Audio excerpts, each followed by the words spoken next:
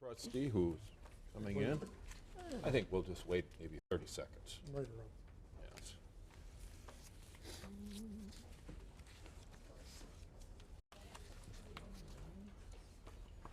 Hey, Ted. Oh, I'm just fine. Fashionably late. Peachy Keen. So the clock on my car is 7 minutes off, so I thought it was 7.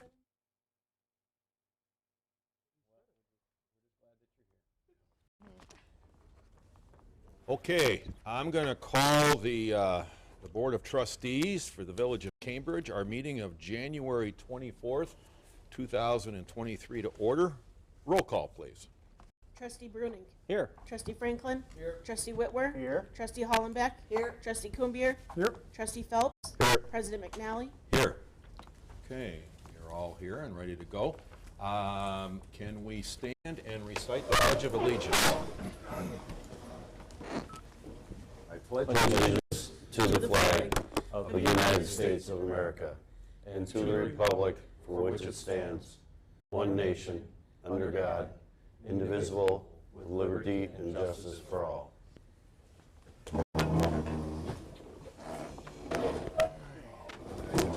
Okay.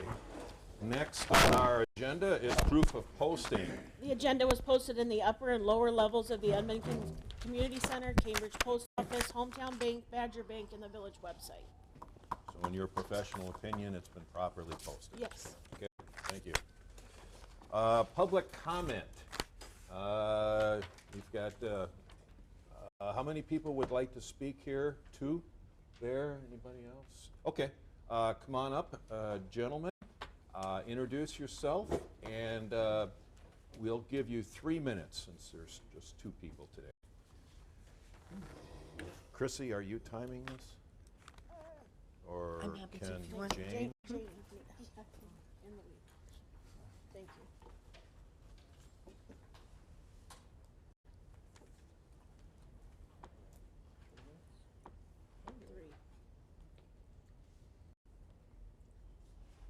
We're good, Joe? Hi, Mark. My name's Joe Evans. I was elected to the Cambridge Volunteer Fire Department as the new chief. I just wanted to come and introduce myself. Just a little background on myself. I lived here all my life. I joined the fire department in 1995, worked my way up through the ranks, and now I became chief. And I just wanted to introduce myself, to put a face to the name, and if you guys have any questions, any concerns, please contact the fire department. We sent out the year-end reports. My information's on there, so if anybody, feel free to come to the station if you have any questions. That's all I have, just any questions. Well, congratulations. Thank you. Welcome. Thank you. Okay, thank you for coming by, Joe. Thank you. Up.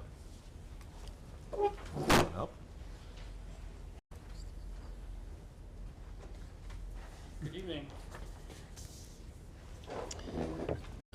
My name is Tom Frederick. I'm the First Assistant Chief on the Cambridge Volunteer Fire Department.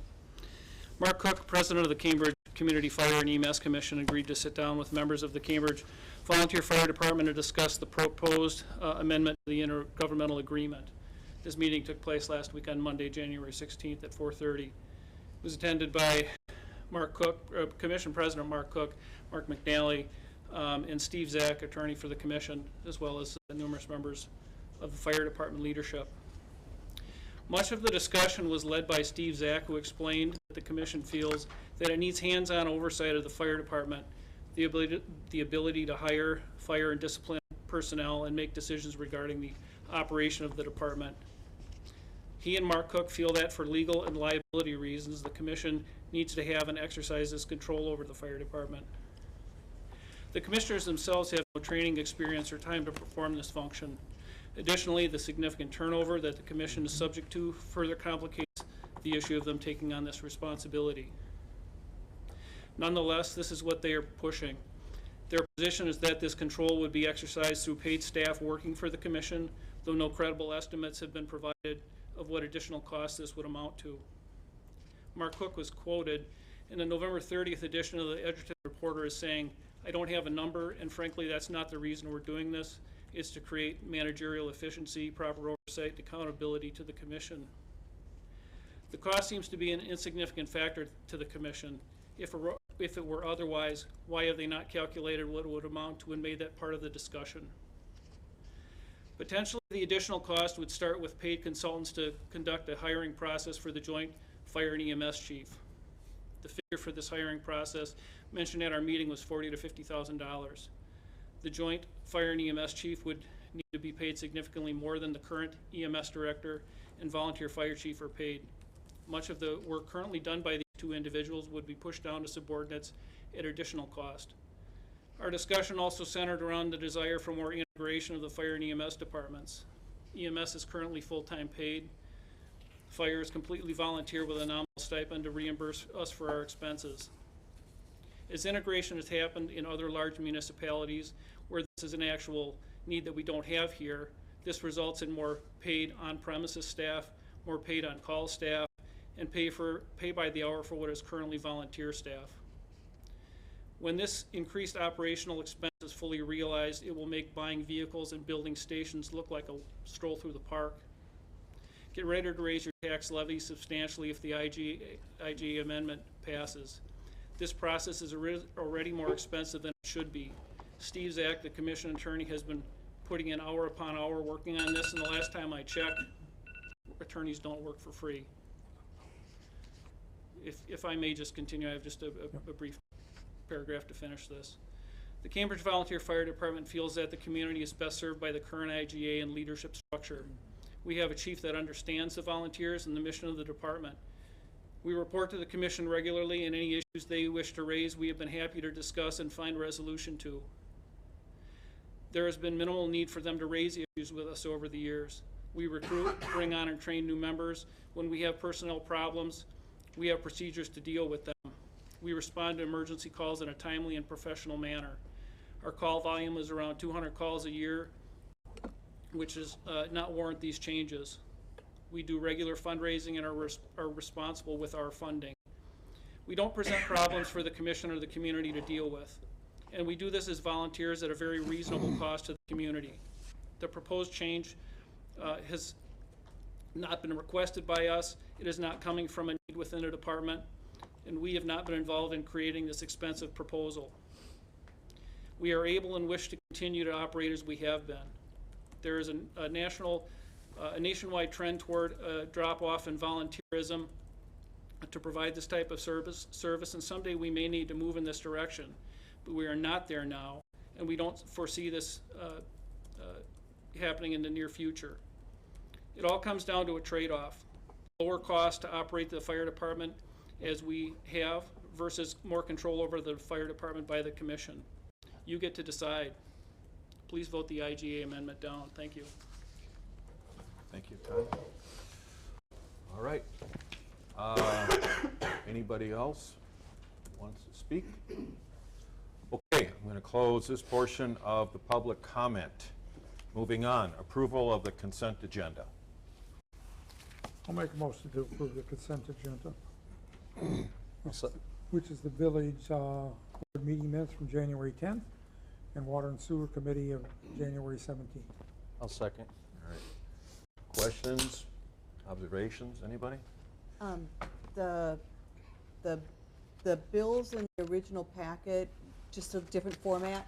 Yes, because I did it now, and then Mark has said the way he likes it, for when he signs, it's gonna be changed. It's Okay. just a different report. So, than the okay, the Go back second one, the second run was more like what we're used to seeing. What was in the packet was just a different format. Right, for- Judy advised me of Okay. running it that way. There were a couple typos in the meeting minutes, like 0 was spelled with a X instead of a Z, just, Normally I Well- have somebody to proof it, but she's yeah, not here. yeah, that's all I noticed. Okay, anything else? I did have something on the library board. The date for the annual potluck or annual meeting was not the 20th, and it's not the village, it's not the library, it was the Friends of the Library. That's the library. Is having a social, or having a dessert social starting at 6:30 on the 26th. And then also at 7:15, there's going to be an author, Scott Spoolman, who will be coming and speaking about various waterways in Wisconsin. So Joan had given me that, so I will change that, make it correct. All right. So that's the Friends of the Library meeting is on Thursday, the Thursday. 26th? 26th, yeah, at 6:30. 26th, With a okay. dessert, not a potluck. A dessert, yes, thank you. Okay, all those in favor of approval of the consent agenda, please signify by saying aye. Aye. Opposed? Carries. Various reports, I'll start off. Real quickly, drugstore is going through some remodeling. Forward is doing a good job, and I don't know if they've pulled the building permit, but at this point they're just looking at cleaning out the basement, and that's what they've got a dumpster behind there for. And I talked to Daniel, and they're planning on upgrading the facility. Moving on to something else that was substantial, Highway 12 construction. You might have remembered it last week.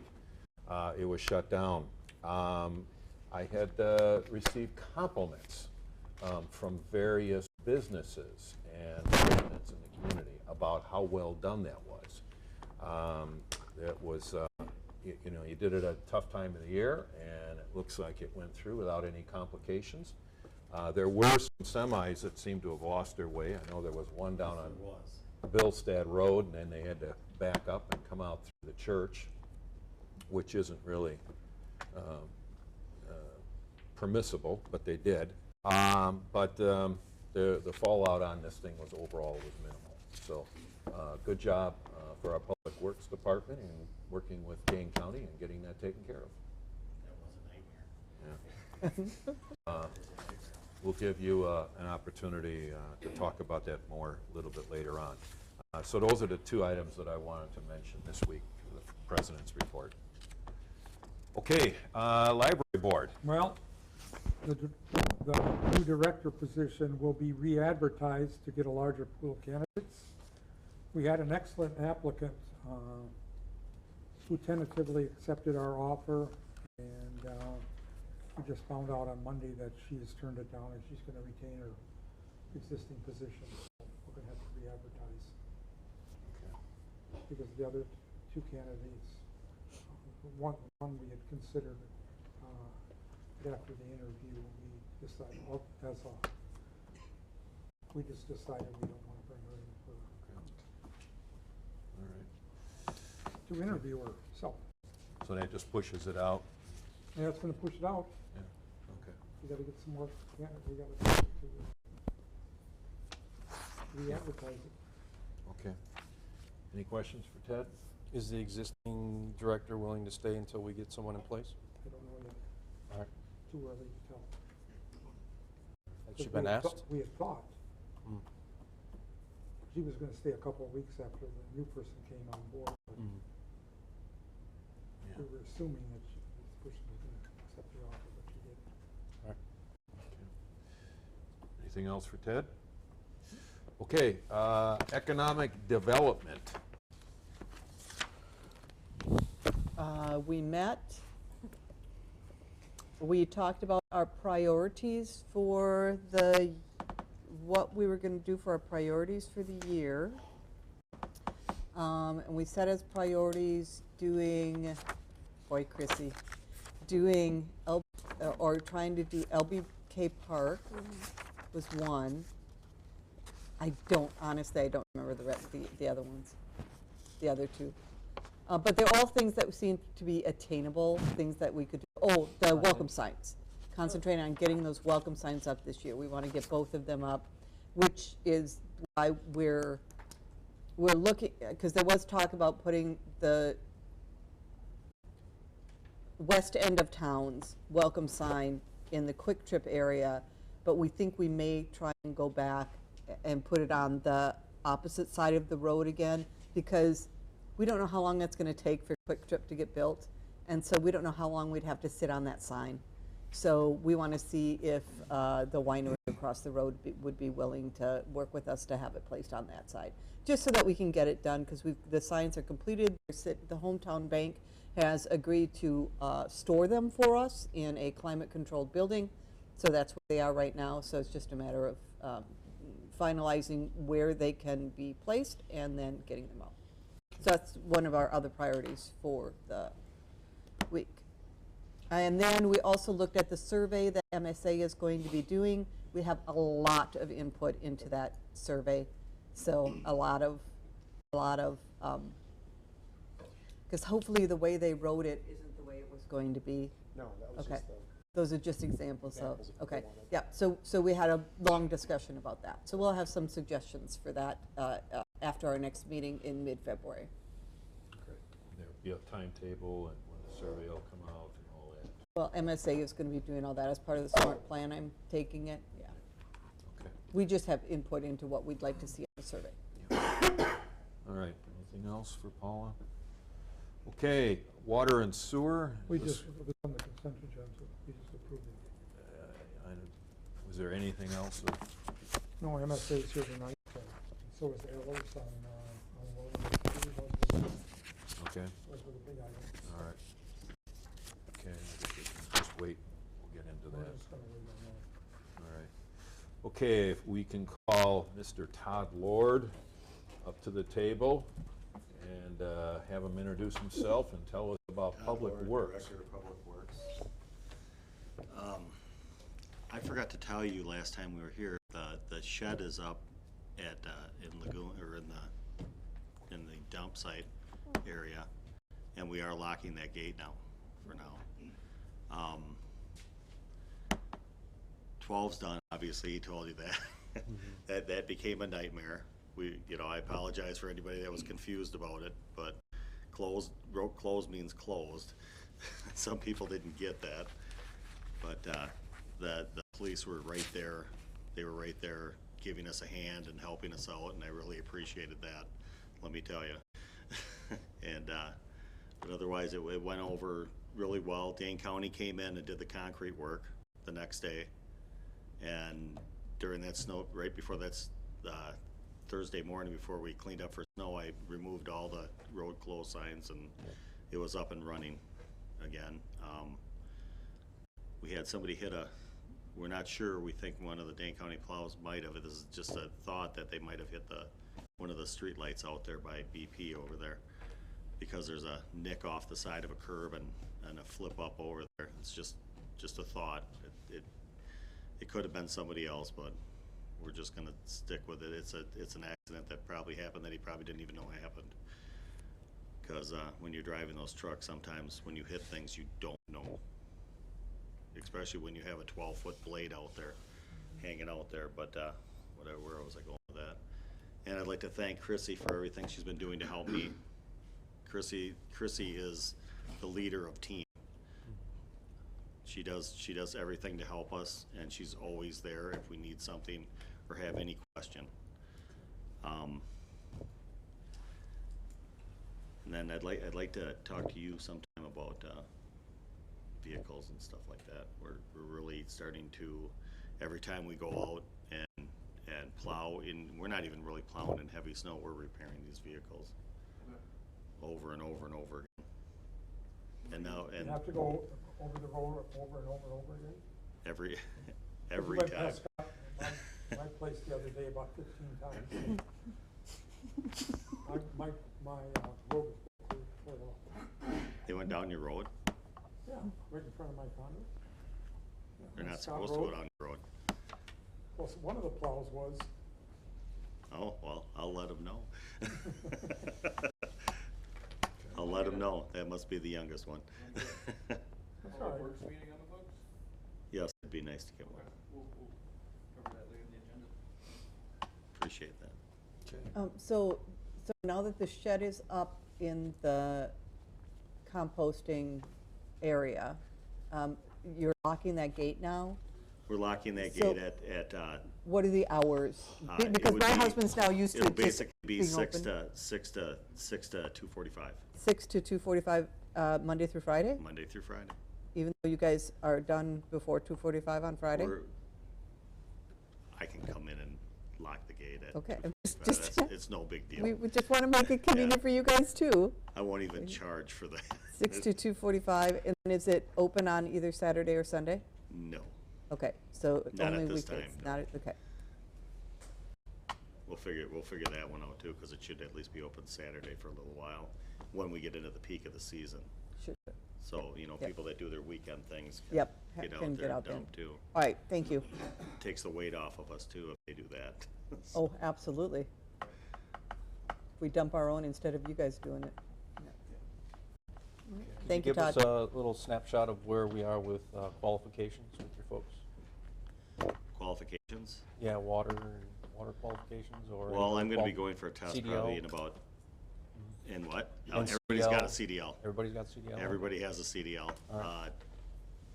I'm gonna be going for a test in about 3 weeks, Okay, and that'll be my distribution one. I already have the water one. And Cody is starting classes next month. I don't know the exact dates on that, but I know it's next month. I think towards the end of next month. And we're gonna let Cody go through and then go for the next one. And Derek's already beaten Lee in qualifications now. Derek's got a couple of Lee. Yeah. So, okay. and that's where we're at with that. Thank you. Yep. Anything else for Todd? Okay, Todd, thank you very Thank much. you. Todd. All right. Chrissy, that kind of leads us to you, but Todd gave you a compliment, and now we'll have you get into the village office updates. Steadily collecting taxes. Had to pay all the taxing jurisdictions by January 16th. I'm cleaning out the old 2022 files to make room for the 2023 files. Also checking Lisa's email on a daily basis for election absentees or registrations and things that just might need to be followed up on. Preparing to train the poll workers on the new electronic poll books. I assisted the fire department with the 2% fire dues filing deadline with the DSPS, and then finished a request to be able to have access to the state surplus.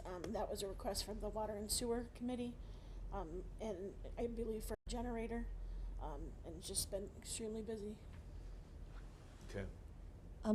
Chrissy, I forgot to ask, I probably should have asked about this in the bills, but I noticed there were a number of rebates for the lottery rebates. Do we get reimbursed from the state or the lottery for that, or does that just come right off of our? That goes right to Dane County or to Jefferson County from the lottery. And then if they're eligible, if they are living in their houses of January 1 of 2022, they're eligible for it. Okay. So there was a news article or a news. So it's a pass through. So It is, yeah. So Jefferson County reimburses us for those dollars, Right. and then The people we that don't pass have on them, to the. right. Okay, Exactly. got it. It gets credited. Got it. All right. There were just a lot of them from the vineyards. I don't know how they did not get. I don't know if it was the closing company that didn't add it on there. But when I did notice, when I was sending receipts, I noticed I didn't have one and sent like a little letter, hey, you might be eligible. And that's how they've been coming back in. Got it. Okay, thank you, Chrissy. Good job. Appreciate your work there. Let's move on to bills. Treasurer's report, please.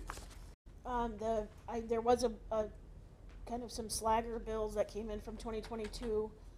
So I've put those in as a 1231. That amount was $10,862.33.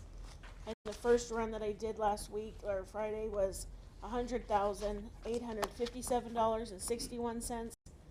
And then a second run that I did today was $115,979.24 with a grand total of $227,699.18. I'll make a motion to pay the bills in the amount of $227,699.18. Second. All right. Discussion. Got any questions about the bills? In the very first batch that's in our packet here, we spent $1,000 at Tree Works to remove a terrace tree.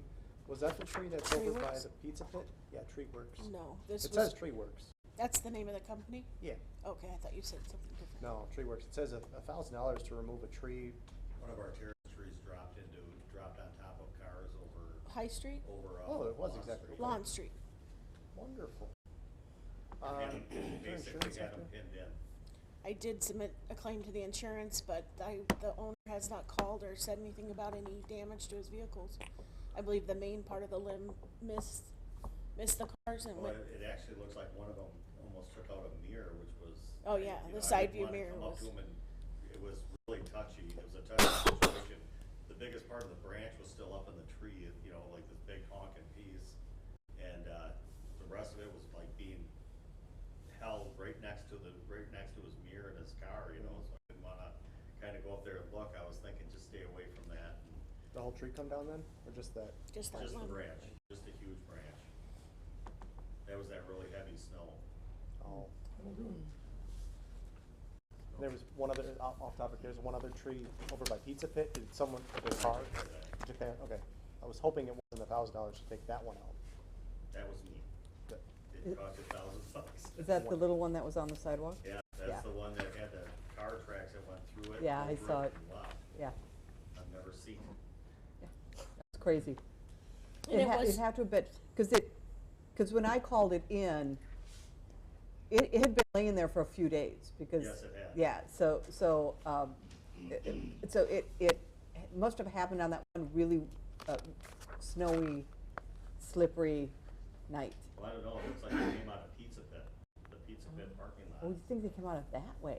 Yeah, the tracks went straight through Pizza Pit and right over top of the tree. So they basically mowed the tree right over Interesting. and left. Yeah, crazy. Okay, Left a bunch of stuff there, though. all right. I noticed that. Chris? Yes, I see London Lumber pole shed erected, 15,421. Now we're gonna get reimbursed that from They've already given us money, the foundation. the foundation has? Okay. Okay. Chrissy, I talked to you earlier. On one report, page 3, it shows refuse and recycling, $8,665.85, but yet when I go to page 1, it shows for the IR, or LRS, the Badger Land Disposal, $8,865, so we're off a couple $100 and change. It's for the handicapped restroom that's out there that doesn't get charged to the refuse and recycling. It's got Okay. nothing to do, it's a porta potty, All right, so it gets just charged to the general fund. okay, all right, thank you. You're welcome. The other question I have, and this was on the employee summary that you had provided to us, and at the very bottom, it just says total checks were 17. Male were 17, or 7, and female were 10. Why are we tracking male and female? It's for a WRS reason. When I do the year-end reconciliation, I have to say how many male and how many female we have. Okay, That might change though because of the way we live now. I just didn't see any, what the relevance would be. It's something to do with the WRS, just the way they were tracking, but it's been told to me by Workhorse that that's most likely gonna be changing. All right, okay. All right, those are my questions. Anybody else have anything else? Nope. Okay, we've got a motion and a second. All the questions have been answered. So how about roll call? Oh, that's me. Trustee Brunig, Yes. Trustee Franklin, Yes. Trustee Whitwer, Yes? Trustee Hollenbeck, Yes, Trustee Kuhnbier, Yes. Trustee Phelps, Yep. President McNally. Yes. All right, thank you. Bills are passed. Harder. Okay, let's move on. New business, discussion and possible action regarding the letter of recognition. Trustee Franklin, what can you tell us? A couple months ago, we talked about how we wanted to formally recognize Derek and Lee for what they did on September 24th in 2022 with regards to the well number 2 pump failing. They did a great job. So I got with Todd, he gave me a brief synopsis of what happened, and then I expanded on it and generated this letter of recognition. So if no one has any changes or additions or anything like that, I'd like to vote on it and then read it aloud. I was hoping they were gonna be here today, but Well, Lee has to work. yeah. I was hoping there. Anybody have any changes? Then I'll make a motion to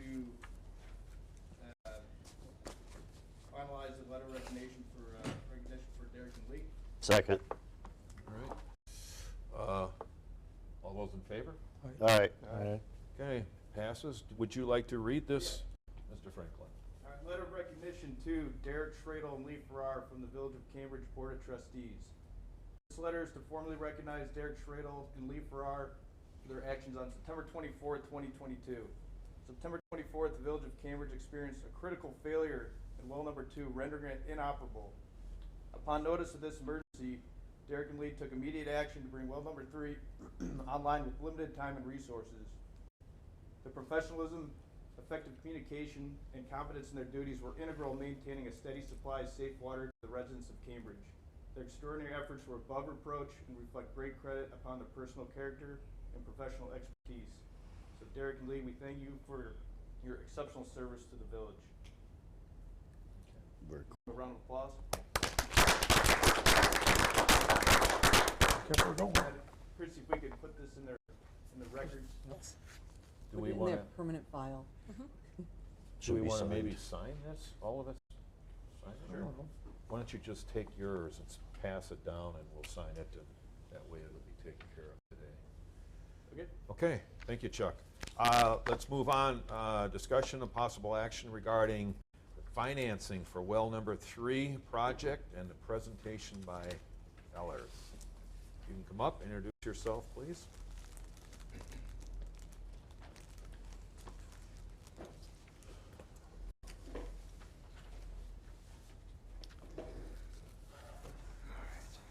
Hey everybody, I'm glad to be back. My name is Brian Raymer with Ellers. I also have Lisa Trebatuski with Ellers.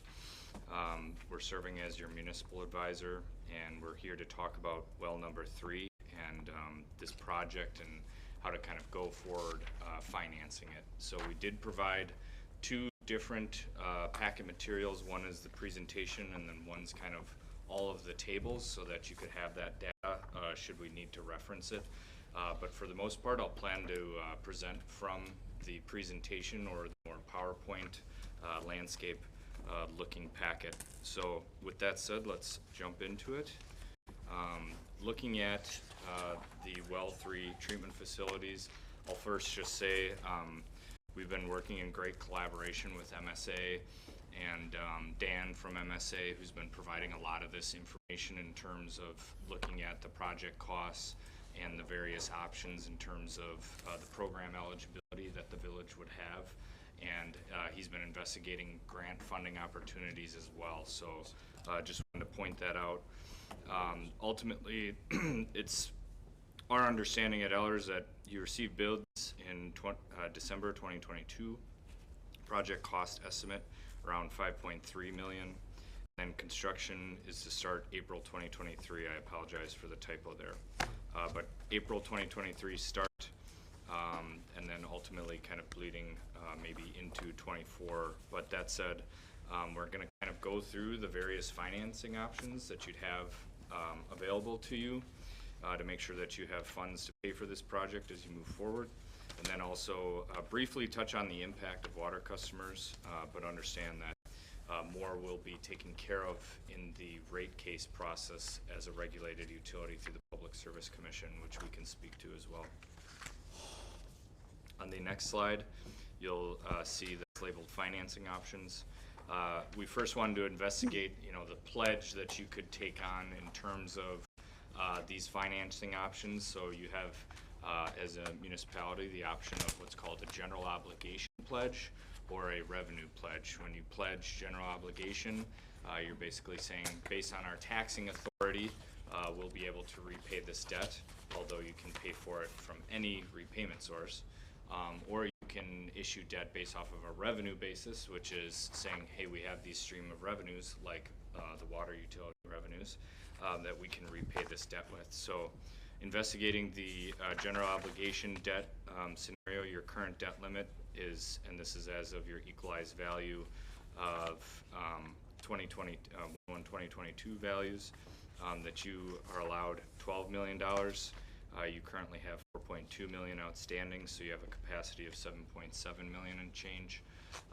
Ultimately, if you were to issue this on a GO basis, using 5.3 of that, would quite limit, you'd get down to about 2.5 of capacity, and that would kind of limit your future geo issuance. So ultimately, while that is available, we're looking at this for these options moving forward in this presentation on a revenue basis. The project is eligible for various state and federal programs. However, due to median household income and other income factors, there are no grants available. As I said, MSA really took the reins there in terms of investigating those grant funding opportunities for the project. On the next slide, I'll kind of walk through the two options and then generally speak to pros and cons of each option. So the first option that we're looking at here would be the Safe Drinking Water Fund Loan Program. This is run through the Department of Natural Resources. And then the second option would be using the municipal bond market like you have in previous issues, like your geo issues that you have currently outstanding. So with that said, option one, or the DNR program, just know a few notes that it's not prepayable.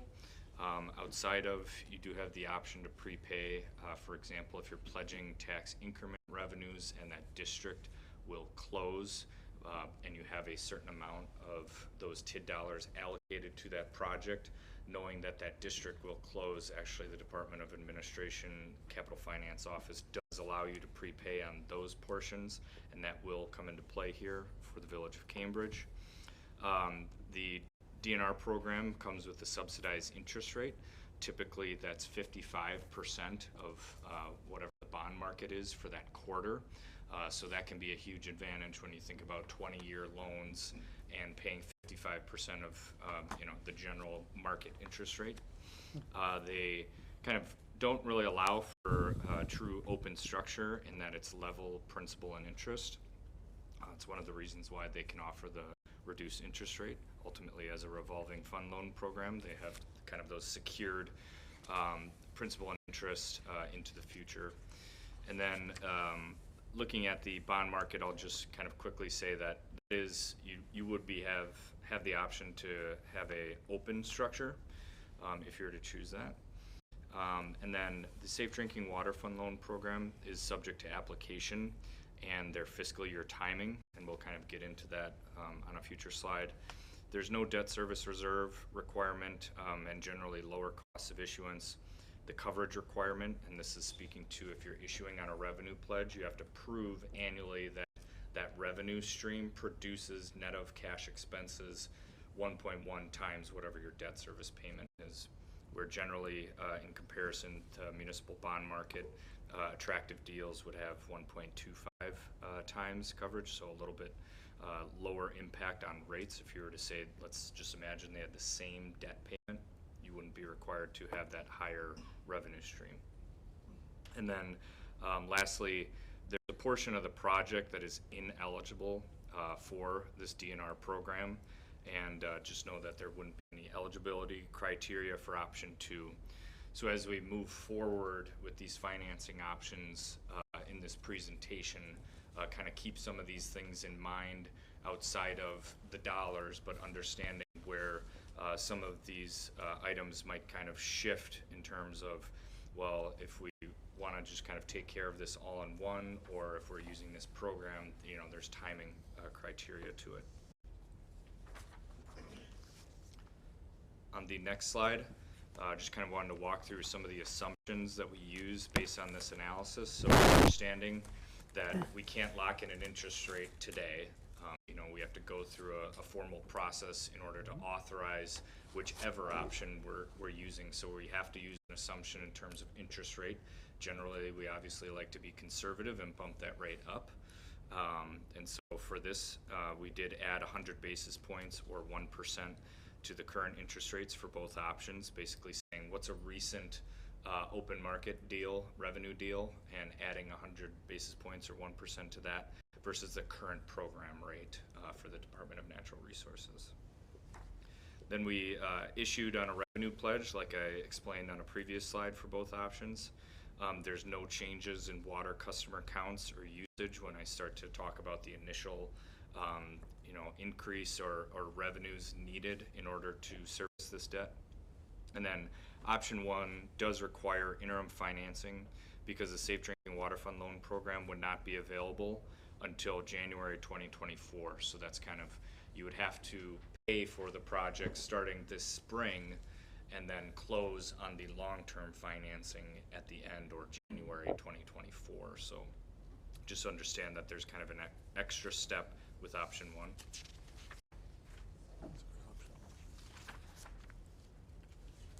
The next slide discusses kind of the comparison.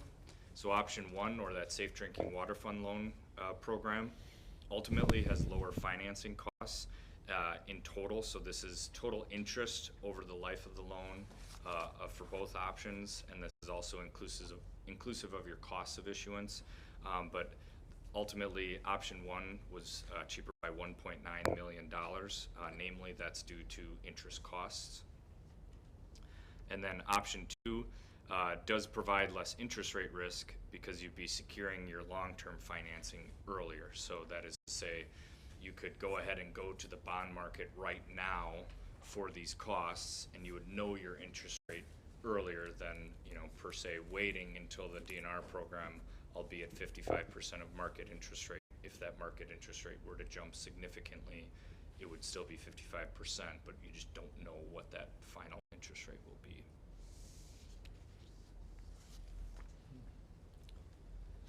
On the next slide, we'll speak to the water rate impact. And this is kind of I'll say this is preliminary in terms of this is speaking to covering the debt service. This is not speaking to our recommendation. As you may know, we're engaged to do the water rate study for the utility, and ultimately we'll be completing that Public Service Commission application and coming to the board again before we would file that application to discuss what the application ultimately that output is, and talking about what sort of navigation we're going to be going in terms of, do we want to use the PSC benchmark rate of return, things like that. So please note this isn't set in stone in terms of what this rate adjustment is speaking to in this presentation, but only the impact based on servicing this debt and your last known audited revenue streams and expenses. So that said, at a 49% rate adjustment, taking that at a average residential bill, and so what that is a 5/8 inch meter. You have a fixed charge based on meter size, so that's why we talk about meter size there. And then 4,000 gallons a month, monthly change of $20, or an annual change of $240. And then looking at a quarterly bill comparison, and understand the reason I'm doing that here is because the PSC logic that they use to kind of put everybody on one analysis is on a quarterly basis, so I can run, you know, Cambridge against other people in the county, other people in other counties. So basically, I ran it against other Class D utilities. The importance of that comparison metric would be utilities of similar size, and so you can get as best you can close analysis in terms of the makeup of their costs based on, you know, pumpage and other treatment factors like that, although based on water source that can kind of change in terms of what your treatment expenses would be. But that said, ran it against all Class D utilities, and with this rate adjustment and based on what today's rates are, and that's to say by the time that this rate is in effect, other utilities may have raised their rates as well, but based on today's rates, you'd be 85th to 16th amongst all Class D utilities. And then on an affordability basis, looking at a water bill as a percentage of the village MHI, you go from about 0.6%, you know, so the annual bill for water only, 0.6% of MHI to about 0.9% of MHI. What's MHI? Median household income. And specifically for the village, that's at $79,821. And then for low income users, about what's 2% of their annual income, so these would be users $25,000 of income or less. 2% of their total income to about 4.6% of total income. We will be giving you a lot more information on this at the point at which we complete the PSC application. So you'll get a much clearer picture in terms of what that rate adjustment would look like at the point at which you would make a decision to file. Brian, do you have any idea how many residents fall into that low-income Sure, let me see if I ran that. category? Yeah. So the last page on the bigger packet that I gave you Yeah. kind of looks at the percent of population in each income bracket. And I apologize, this usually goes to 2 rows of text, like there's one higher income level that does that. But that said, the 3 first columns are less than 10,000, 10,000 to 15,000, essentially, and 15,000 to 25,000. So those first 3 would be what's labeled as low income. And you have about, looking at this, 10% at the 3rd tier, less than 5% at the 2nd tier, and the lowest tier at about 5% as well, for a total of 17.8% of residential customers are estimated to have 25% or 25,000 of income or less. So 17.8% would be your answer. We're asking these people to pay 4.63%, according to this. Yeah, That's what that's on average of those 3 tiers, right? So the lower, so there are some adjustments that we can talk about making when we get to that point. There's certain customer assistance programs through the state that you're already eligible and probably using. So you can continue to use those, and those basically are subsidized funds for those that qualify. You can look at certain rate structures to help those users. For example, we're developing what's called like lifeline rates in other communities, where the first block of usage up to a certain usage threshold is lower than the other blocks.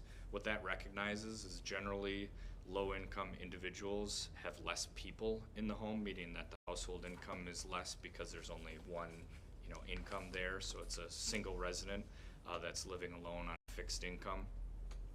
So that they would use less water, so they would not get out of that first tier and essentially have a cheaper bill based on their dispersion of use of water.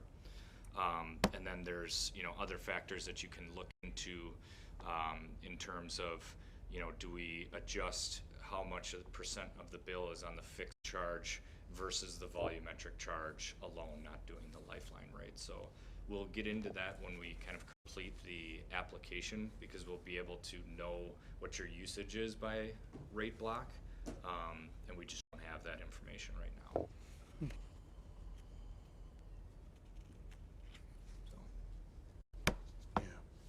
So what we're saying is that the water bill as a percentage on the median household income, right now, folks, it's 0.6%, and that's going to be going up to 0.9%.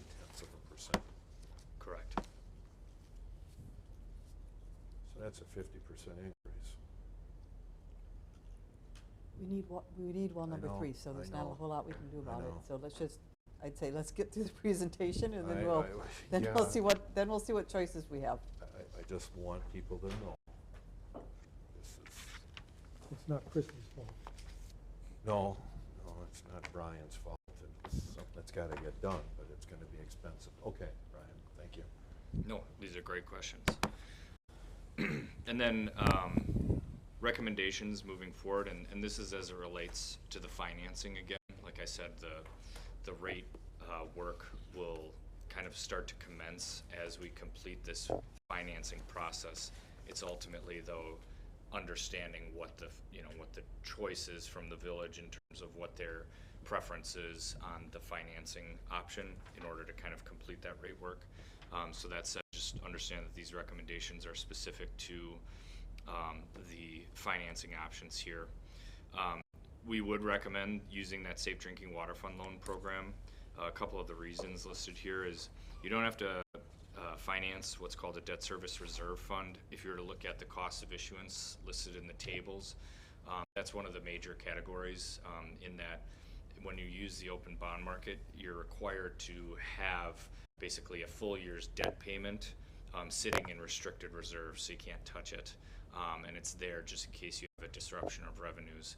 Now, I would say you should be able to kind of keep and maintain that on an unrestricted basis, you know, and you should kind of feel made whole, but that's just not how underwriters see it. So with that said, that not having that reserve fund as well as the lower interest rate leads to those lower financing costs that we walk through, even with that ineligible portion kind of being funded somewhere else. And then if, however, your desire or prioritization was to lock in interest rates earlier, kind of eliminate interest rate risk, the option 2 or market debt issue would answer that goal. So I just kind of wanted to point out, you know, if there's a prioritization to lock in interest rates, that option 2 would kind of handle that. And then moving forward, just wanted to speak to kind of what the process would look like if it were option 1. That you do need to find that interim financing for the project with some following considerations, that you would take out what are called anticipation notes, and actually these can be done GO or revenue. Typically GO will get a lower interest rate, and all you need to prove is that you have the capacity. It actually doesn't eat into your capacity though, because you're saying the ultimate pledge of this is a future issuance of future debt, not your taxability, because you're not going to pay $5 million of taxes in 1 year to pay off the debt. You're going to take out future financing. So you could do the anticipation notes, GO or revenue. It'd be our recommendation if it is option 1 and you are taking out these anticipation notes, that we do that on a GO basis. We would recommend a unique structure, meaning having interest due at maturity, so that the interest paid would be program eligible, meaning you could reimburse yourself for that interest paid. You could choose not to do so, but it just gives you that financial flexibility. And then also you would do so on a draw basis, meaning that whomever the underwriter is, you'd basically say, we would like to not take out all of this debt at once. We'd like to use it kind of like a construction loan or something like that, where we can draw and pull as needed. And then if there's other funds that become available, let's call it surprise grants or other, you know, federal appropriated dollars, things like that, that we decide to use at a later date, you can actually do so and then lower that long-term financing amount. It just gives you that financial flexibility. And so with that, that would probably require what we would call more of a private placement, in terms of you're really working more on a negotiated basis, although you can send this out as a request to several banks. We do this a lot with communities that are working with this DNR program, based on the limitations that you have on time, in that we'll just kind of solicit to banks in the area. Ultimately, it'll be a distribution list of banks of your choice, who you want to send it to, but basically say, here are our terms, you know, we need to draw a loan, we need interest due at maturity, etc., and send those out to those banks. And so the village drafts those terms with the help of your bond counsel and municipal advisor, and then you'd provide that list of underwriters in order to distribute those terms. So ultimately, if you do want to move forward, you know, I just kind of have a note here more to say, like, tell us which option you want, if you guys want to take action on this tonight here, just so I kind of have clear direction how to move forward. And then the last thing is, I did put a timeline on the last page should you choose option 1, and only say that this can get done in order to have funds secured for April, when you'd start receiving those contractor bills, because I believe you awarded the bid, if I'm correct on that, recently. So that said, option 2 could basically be a similar timeline if you chose option 2, but we'd be able to secure funds with either option. I just wanted to provide a timeline, and knowing that we'll be back. All right. I'll make a motion to have Ellers pursue the safe drinking water fund loan program for well number 3 financing. I'll second. Okay. Discussion, questions, issues. So what exactly is in this other packet besides that low income last page? What sort of data can I find in the other packet that you had? Sure. That's all of the tables that would basically get to the comparisons that we used. Okay. So for example, when I said it's about $1.9 million in total cost cheaper, you can find that on table 6 of that packet. In the bottom right corner there, that just that's at the end of option 2 and basically compares it to option 1. So that's just as an example, these tables kind of build to the numbers that were presented, more or less the highlights of these tables. How many of these options can we actually pursue at one time? Truly kind of one, because you're going to be having resolutions that state, starting next February, you would have a resolution, for example, if you were to say, let's go with the open market revenue bonds, you'd be saying, all right, we're going to be setting the sale for a future issuance of X amount of dollars, let's just call it 5.3 million. And so you'd be kind of at that point saying, all right, we're going to the open market in the future. That said, you could always pull back that sale before you send it to the market. You'd just be incurring more costs, both on us, you'd be paying us kind of double to do both, and then bond counsel as well. You'd be paying kind of double to be preparing items for both options. You said that during the draw process, the surprise grants might come available to lower the cost. You guys be on the lookout for that, or is that up to us, Water and Sewer Committee, or? No, MSA and Ellers, we're working on a ton of projects throughout the state, so we're well aware. I would say, like I said, MSA and the engineer usually kind of, is championing that effort. They're just they have more insight in terms of specific projects and what kind of qualifies for different items. I think through, the Water and Sewer Utility Commission meetings that I've been attending for probably since about last June on this project, I know there's been a significant amount of investigation in terms of what's available to today. So if anything else were to come available for the next funding cycle, we'd probably know that coming into summer of 2023. So option 1 is non-prepayable. What does that mean? It's what does that mean? Yeah, so the DNR program, you basically you'll take out 20-year financing if it qualifies, 30-year financing, and that's based off the asset life. But essentially, let's just say it's 20-year financing. You're locked into that principal and interest payment, even if, even if we got a grant? Well, no, because the grant, if it were available through that program, they take it off the top. Okay. So then your principal is reduced. They call it principal forgiveness. Okay. That grant funding. So, but if you got some sort of other grant, Yeah, if we got another grant somewhere, like at year 10, we got another grant somewhere that would allow us to pay off that debt, we wouldn't be able to pay that off? correct. So Well, right. So, okay. So if we had to use up all the dollars, we couldn't do that. But if we could save the dollars and then dole it out at the payments for the next 10 years, Yep. let's say. I think what you could end up doing is coming to an agreement. Let's just go through that scenario that if you were, you have an extra $1 million that you get your hands on and the grant funding is available for debt service, you could probably come to an agreement with the Department of Administration at that time that basically the coverage test may not apply to you, in that while they may not allow you to prepay it because it kind of ruins how they fund their own program, that you would essentially create a rate stabilization fund. Basically, we don't need to prove that we have 110% of our debt service payment because we have these extra reserves on hand. Or you could pay for other projects with that would have necessitated, an additional rate adjustment at that time. So. Okay. Since it's an application process for the Safe Drinking Water Program, are people ever turned away? They are. It's my understanding that MSA's kind of already down the road in terms of eligibility on that, so I would say you're not going to be turned away on that. And then also the dollars allocated to the state are much higher now because of the bipartisan infrastructure law. Okay, Jane, can you think of anything that we haven't asked that?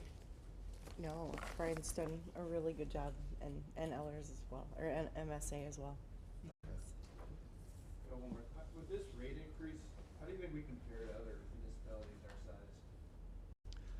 Based on kind of I think you'll get a better answer of that when we complete the rate application, because we'll have a little bit more information in terms of how we can divvy this up. I'll say being 16th amongst Class D, that doesn't make you the highest in the state. That doesn't even make you the highest among those class programs. But it's a big jump, 50%, right? It's a big jump. That said, the one other thing to kind of pay attention to, and this is on Table 9, or the second to last page of the larger packet.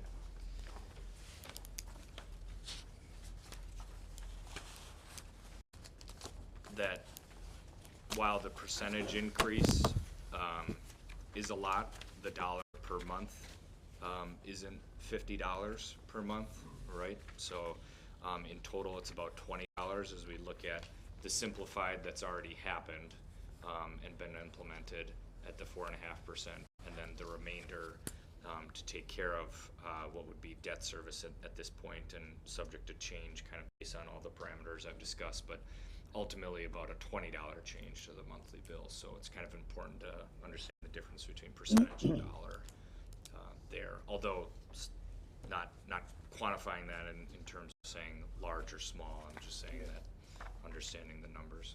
So at year 2024, I'm looking at almost a 44.5% increase in our bill. In the Is water- that in the water- what that is? The water bill, water only. The water portion. Right. So if you just look at 2023, you were paying, per month, you were paying $41 basically. In 2024, you can be paying $59. Yeah, Anyway, quite A a month. jump. Yeah. It's quite a jump when we already have a high water utility bill. I don't know. I mean, It's not like we I have a choice. understand we need it, but I also understand that there's a lot of people that are gonna take it in the shorts pretty bad. Well, so that's why we'll You have know, the to, retirees, the disabled members of the community, they're on fixed incomes. You know, some qualify for those programs you're talking about.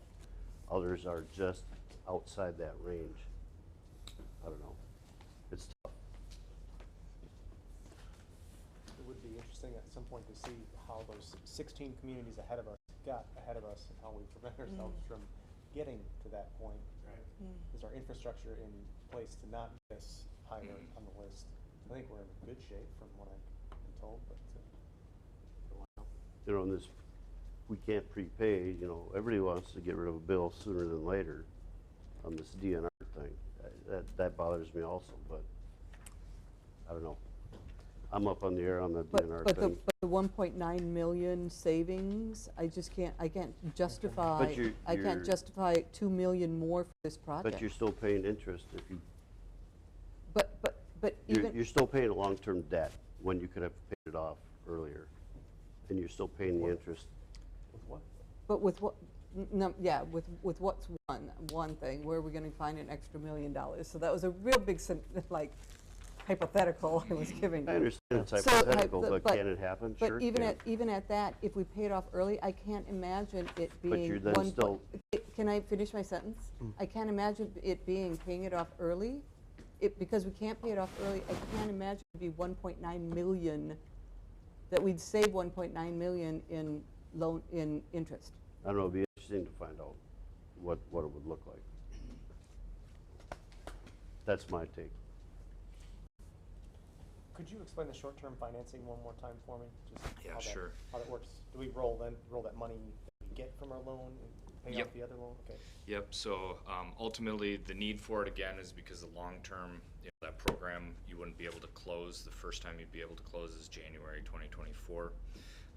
So you have to pay for this project in the interim. So essentially, you'd be issuing a note for, you could say a year, let's say April to April of 2024, knowing that we're hoping to close it. Sometimes you can issue that since we're doing it on a draw basis, and we'll get into this in the February meeting. But you can go kind of a year and 6 months just to give yourselves a buffer, and knowing that you're not going to pay the interest on it if you pay it early. So it's prepayable anytime. You do it on a draw basis so that you can kind of control ultimately what the total interest will be should you decide to allocate other dollars to the project. And then ultimately what we've generally been successful with is just kind of soliciting this to regional banks in the area, and this distribution list will kind of be up to the village to decide. We don't, as a municipal advisor, we don't act as a broker dealer, meaning that we don't essentially say only go to this bank or this bank. I can't legally do that, and so we have the village come up with a distribution list. You can say 10 miles, 25 miles, whatever you want. And if you have contacts, if you have preferences based on other banking relationships that you may have in the past as a village entity, you can certainly pick that list based off of any factors that you'd like. But that said, you essentially set out a bid or a request for proposals based on the terms that we and your bond counsel help you draft. So we'll say, let's do it for a year and 6 months, prepayable anytime, draw basis, and then we'll limit, we'll say, here's the amount of dollars that we'd be looking up to draw. And so that'll be in coordination with MSA to say this is how much we might need, up until that point in January, things like that. So, and then you receive the bids, and then that next, I essentially would time it out so that it's before your meeting in March, in which you could award the bid to the lowest. Somebody gives you 1%, somebody gives you 2%, choose 1%. And we'll discuss it at that meeting. You award the bid to that underwriter, and then basically it works kind of like the other GO bond sales that we've done.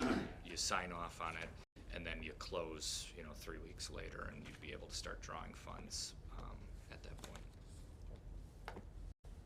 Okay. Any other questions? Tim, I understand your position, and I'm gonna vote for this, but I am extremely sensitive. I just don't like seeing this hit to our lower income families, and I'm gonna ask that the village and we find any and all programs to help these folks. Okay. I know that we don't have a choice in the matter. I'm gonna ask for a roll call on this. It's not really spending money, but we are continuing on. We are figuring out a course of action. We're relying upon your judgment, but it is significant. So with that, roll call, please. Can I Repeat can I just make one other statement, though? That significance would be no matter which option we go with. And right now, we're just choosing what option we want ALUS to pursue. You're right, and it's tough, and it's very tough. But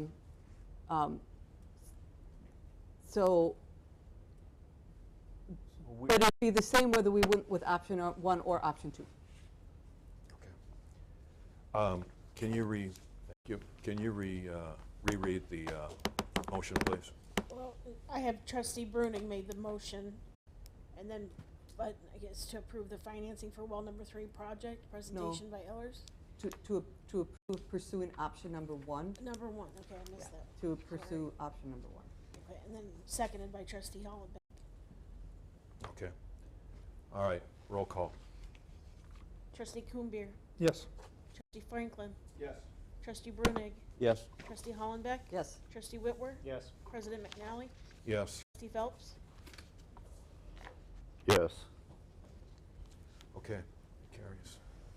So we're going to see you again next month, I take it. Next month, and probably kind of on 2 different facets, the rates and this financing path. Great. Okay. Thank you. so much. Thank you. All right. All right, let's move on here. Item C, discussion and possible action regarding Highway 134 Lagoon Road intersection and Joe DeYoung, MSA. I hope I don't have to sit there because I'm gonna have some displays. Everything you have actually also in the little package that I handed out to you, so it kind of is a little bit more for the public. But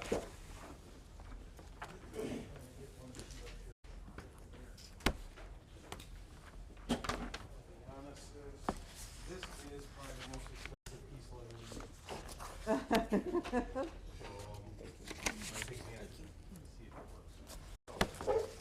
Anyway, we wanted to have an update on this project. It's been ongoing for a little time. We knew this was gonna be a slow project because of the DOT and getting involved in.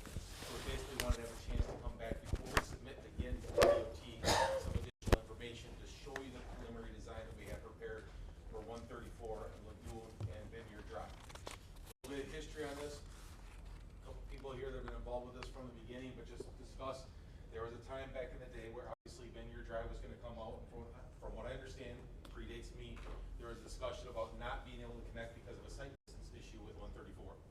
As with the DOT, they looked into it, and it was that time where I think an agreement was made with the development and with the village to not install it this time and to pick it up at a future date.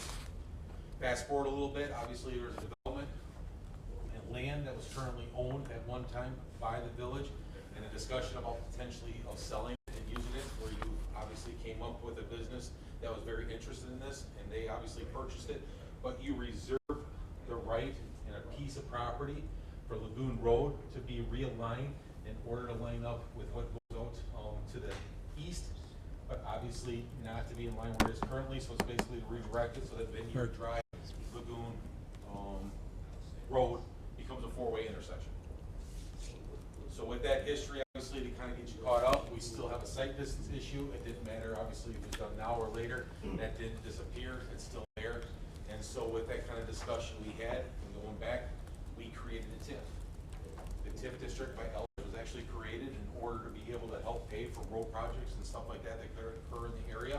And although we don't know if the funding can support 100% funding for this intersection, it obviously would be some type of assistance with improvements that we've seen here and throughout the community. So the TIF district is a little bit bigger than what's being shown on this map.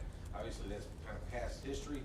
But after that point, obviously, this project was something that was being considered, and now we're proceeding to kind of move forward.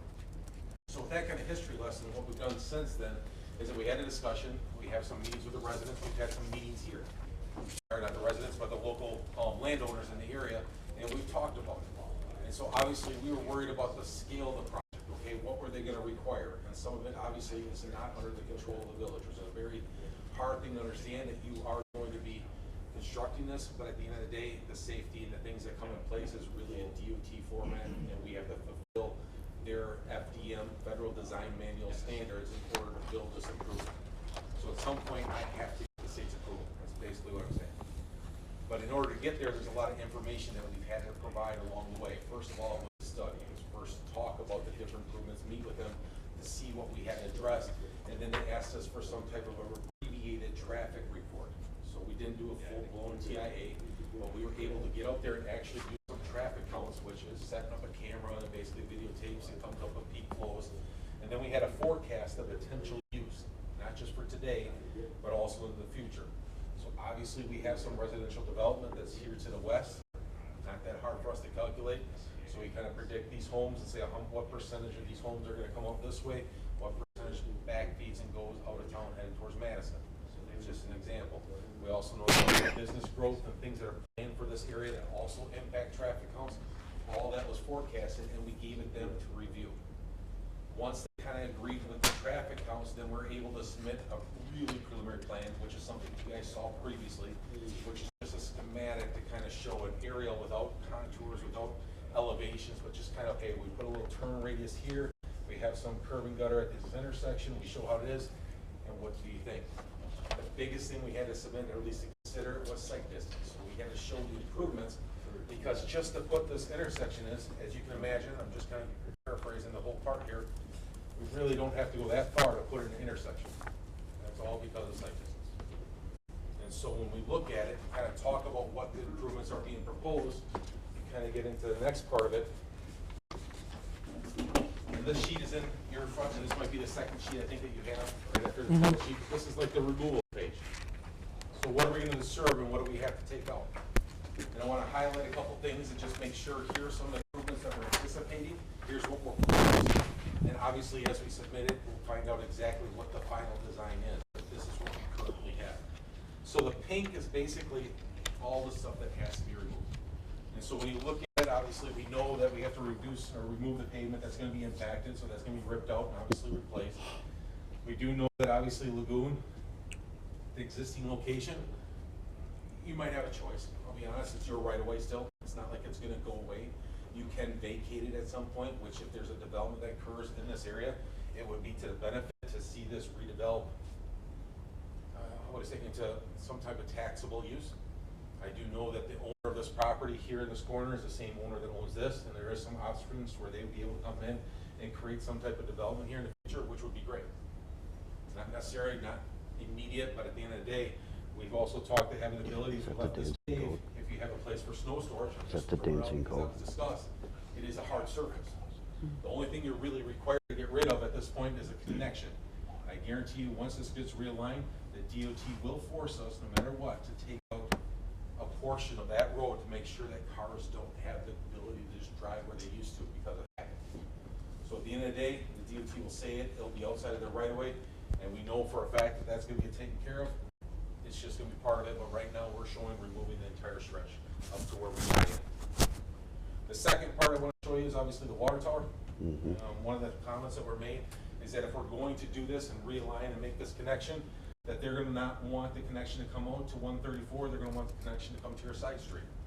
This shouldn't be a big deal. I'm just pointing it out to you to make sure that you're aware that this is being proposed, and all we'll do is change the alignment of your path and take it right out, put an axis to it, and call it a day. The rest is transition. First of all, you got, again, your vineyard, what is it? Vineyard. I got it on my other sheet. Vineyard Drive, yeah, so Vineyard Drive, that there might be some transition area that we have to in order to match into the new elevations. Those are things we'll get finalized. That is not gonna be a big issue to the DOT. That's actually just matching into your road to make sure the transition works. Obviously, one of the concerns we have is the residents that are located, assuming that, obviously you owning the property over here will not be the concern, but dealing with obviously the resident in the corner here, the drainage and possibly temporary easements, as is something we're gonna have to deal with once we get a final design. Doesn't pay to get excited, doesn't pay to worry about this until we hear back exactly what they're gonna approve. We're just obviously predicting some of the things that we know are coming ahead of us. The second part, obviously, we talked about is the road that we went up here, so the removal of that, the tie-in, and I gave you additional sheets. I do not have it in the packets, like for the public, but I do have it obviously in the sheets that you have, is the differences that are occurring through this area and what's gonna happen. So I wanna be able to show you this, and again, I'm gonna go back to this one, just to talk about some of the differences. And then I'll point out some of the sheets that you have in your packet so that you have a good feel for what I'm talking about as well.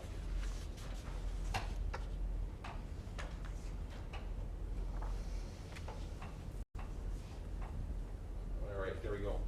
So in your packets, there's a couple things that you have, and I'm gonna turn to my sheets just to be able to point it out to you, but they're the plan and profile, PP1, PP2. In the bottom right-hand corner, you're gonna have page numbers, and they're gonna indicate a little bit about it. So if you turn to PP1, and it's just a picture of the intersection. I know this is pretty with this color, but I just want to show it to you.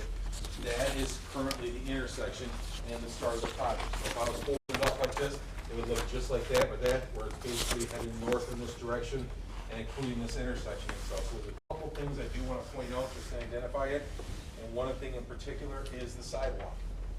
Right now we have sidewalk that's existing right here at this intersection. So what you see happening is that it ends here, but it really ends back here, does not continue past this house. And so one of the things is that once you have a sidewalk in place, it needs to have a route, so when you do it. So one of the things we think and we're proposing to you, this is not gonna be a DOT requirement, just something I want you to think about, is that we're proposing extending the sidewalk down to the intersection, wherever the stop bar is gonna be, wherever there's a safe crossing, and then obviously taking it right across and then coming right back. It's still dead end. I don't have any anticipated sidewalk that's heading off to the east. It's not what I thought. Having a crossing of sidewalk across 134, I was not proposing that. But I just want to make sure that you're aware of it, is that we can leave it alone and not have it dead end like it currently is today. But obviously, if you're coming here to do improvements, this is the time to do it. Not a decision I need today, but I want you to be aware of it and have that idea that that's also being proposed on that sheet. Going into my next sheet, which should be PP2. Two things I want to point out. It looks like this, nice long straight road. Can't see it, not that interesting, but it's basically just showing this part of the road. Two things I want to point out down on the bottom. Top is the plan view, bottom is the profile view. It kind of shows the differences. Where the plan view shows it like you're looking above, the bottom shows it like the profile. So when you look at the two lines that I have in the bottom, one's dotted, the other one's a solid. That's the difference between existing ground and the proposed ground. And so when you see that solid line lowering, that's how much we have to lower the road to improve the sight distance. Now you guys have driven it, and if you don't look that close, you'll see it, but at the end of the day, we have two residential driveways located right here. We obviously have a small little ditch. It works pretty good. It is kind of the high point of the road. Obviously, probably why we have one of the issues, because it kind of loops up and down. The problem is, if we lower it, I still need to make sure the drainage works. In order to do that, you either have to have an open ditch like you do now, which means I can't leave the ditch where it is. I got to lower that out. Or two, I got to add curb and gutter. I'm showing it to you because if I lower this down and I try and keep this in within the right of way, which we possibly can do, it does look like we're gonna have to propose curb and gutter, at least on one side. And so that cost obviously is borne by you, the community. It's because if I take the road from up here and I lower to there, I can't go down and then match into it. So you imagine the ditch gets deeper, we gotta go further back into the property, blend back in. But if I put curb and gutter and take the water onto the road, then I can match into it a lot easier without impacting people's personal property a lot easier. So I'm sharing it with you because we kind of knew this was happening. We had to get the contours and the cross sections, which I didn't give you those sheets, but in mine I got cross sections that show how it looks, how the land's gonna change at every 50 feet. But at the end of the day, I just wanted to tell you that it looks like we're gonna be proposing curb and gutter along this section of road with our initial take with the DOT. We'll talk to them about options. We might have an option to deal with the adjoining landowners on possibilities that could help reduce our costs. But at the end of the day, it doesn't look too promising to me. The second thing I want to show you that I'm a little concerned about is that wonderful number above the blue line that says 0.23%. I should probably say percent. Yeah, it does. 0.23%. And it's so flat that it's obviously going to be something that we're going to have to address with the DOT. So when you talk about slope, when you think about it, your pitch on your house roof, you start thinking if it's a 1-to-1, it's 45 degrees. If it's a 10-to-1, it's a 10%. Okay, we're at 0.23%. I'm just trying to give a bearing. If you go 100 feet, you're talking a difference of what, 4 inches? Yeah, so if my math's correct, if we go 100 feet up, we're only raising it up 4 inches. It's flat. We do have curb and gutter. We can control it. It has something we can do with elevations. But if it's something we have an issue where they would like us to increase that slope, all that means is that I need to chase it further. We're replacing more road. So we have a solution. We will work with them. Drainage, this is not a safety issue. This is a drainage issue. So we just got to work with them on that to see what they're okay with and what they're not. So I don't think it'll affect from a safety standpoint. It's more about now constructability and long-term maintenance. So what about those houses that are right there on Vineyard Drive next to the proposed intersection? How are they going to be impacted by this sloping? Yeah. Well, because there are already drainage issues in the vineyards. They won't be nothing like the vineyard. So when we talk about drainage issues and what we're proposing, to be honest with you, to get rid of the ditch and add curb and gutter would be an enhancement to the property, in my opinion, and would be a benefit. The problem is that because of the fence and things like that, we can easily avoid them and accommodate their existing lot without impacting it as much by putting in curb and gutter. Now, caveat, I can put a shorter stretch of curb and gutter in to affect those driveways and then still try and get into an open ditch at some point and do some type of transition, but those will come with the discussions with the landowner and with the DOT. So to say what will the impacts be, one, I don't think it's gonna be a drainage or a curb and gutter issue. Their impacts are still gonna be construction and road access, driveway, garbage pickup, things like that. they will be impacted, but I don't think it'd be from a completion standpoint. It's gonna be more of a temporary During construction. difficulty, yes. Joe, is the speed limit gonna change on that road at some point? Not because of this. Okay. So just to add to it, our design right now is based on a speed limit that's posted. To be honest with you, that is something that's really not in the control of this community and wouldn't be something that we're even pursuing. That would be something completely separate that the DOT would have to be looking at. To be honest, the one thing I've heard more about is if the DOT even wants to own State Trunk Highway 134. So not to add, and, let's just say I took a left turn there to tell you something else I have heard, so it doesn't relate to this, but this is a road that goes to where? Should it be more of a county road or something that should the jurisdictional transfer of land, of ownership, not land, be in a different entity? So I heard discussion about that. Do I think it's gonna occur at this time? No, I'm just telling you that it would be so much easier to design this, not the DOT standards, that it wouldn't hurt my feelings. But at the end of the day, we still want a safe intersection. We still wanna look at sight distance, and so it's not like a hard thing. It's just that would I do some stuff different and still have the improvements at the intersection and simplify it as an FDM standard, probably. So that's just fair. So far so good? Any questions? When you say curb and gutter, are you talking actual curb and gutter, or are you talking the flat style? Good question. Well, when it comes to the DOT, there's two types of curb and gutter. It's basically the standard curb and gutter that you have throughout your entire community. Right. And you also have mountable curb and gutter, which in the DOT, if it's a posted 45 miles per hour, you have to go to a mountable curb for the fact of the speed of what's traveling in the public. All that is instead of having that nice square head, it's just taking off the front of it and making it more, softer and stuff. So if you hit it and stuff, it really doesn't have much of an impact.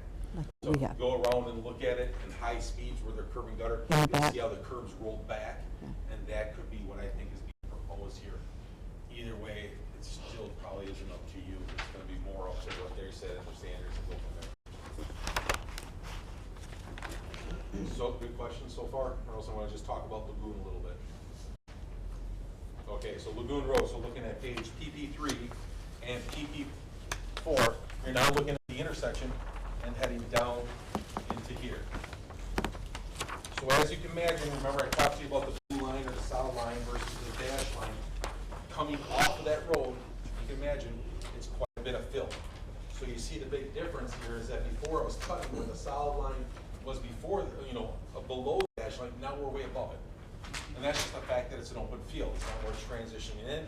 So now we got to fill in that area, which is in this open field here. And again, it's not that it's going to go that far outside of this right-of-way line. There could be a little bit of work in this corner, but at the end of the day, it's just filling up to match into the road because it's at a different elevation than what the field is. Not that complicated, something we have to do, we kind of anticipated it, but at the end of the day, we come down the hill, kind of go through this where we're kind of building in a slow transition. As you can see, I'm going to tell you, it's about 3%, 3.9%. That's a very easy road to handle, so it's not even that steep.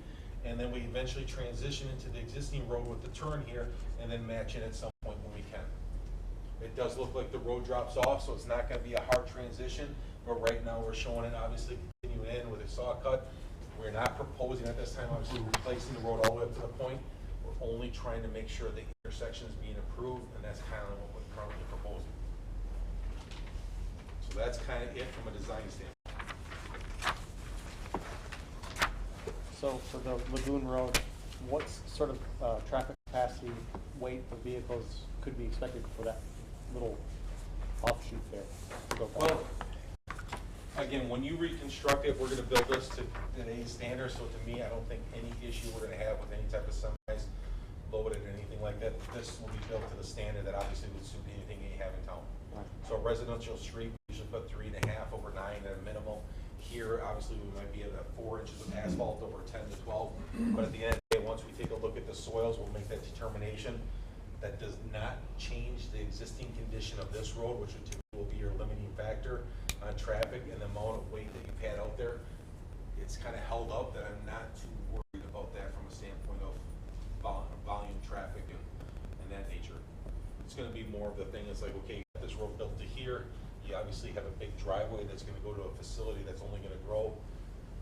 I hate to say it, sometimes it just looks nicer to get it rebuilt, so all looks nice and complete. But that's maybe aesthetics versus need, and you guys gotta decide how to spend your money. So semis will be allowed to go on that road now? I think they are now. They They have to be. And it was- Gotta get to the wastewater treatment plant. Right? It will not be stopped. That's why I'm asking. No, it will not be So- stopped. So is where you're stopping that on Lagoon Road, how much farther is it to the turnoff to the wastewater treatment plant? I don't have that on the map, obviously it's off it, here's your easement and stuff, so from here, boy, I'm gonna guess at least, if that's 300 feet, I'm gonna guess almost 700 to 800 feet. Could that be like a mill and overlay, or does that have to be a full rebuild? Well, on a rural road, what's commonly done is we'll look to see what's underneath it, but it wouldn't be hard for us to add gravel if we need to for extra strength, and then you pulverize it all together, and then you repave on top of that. Sure.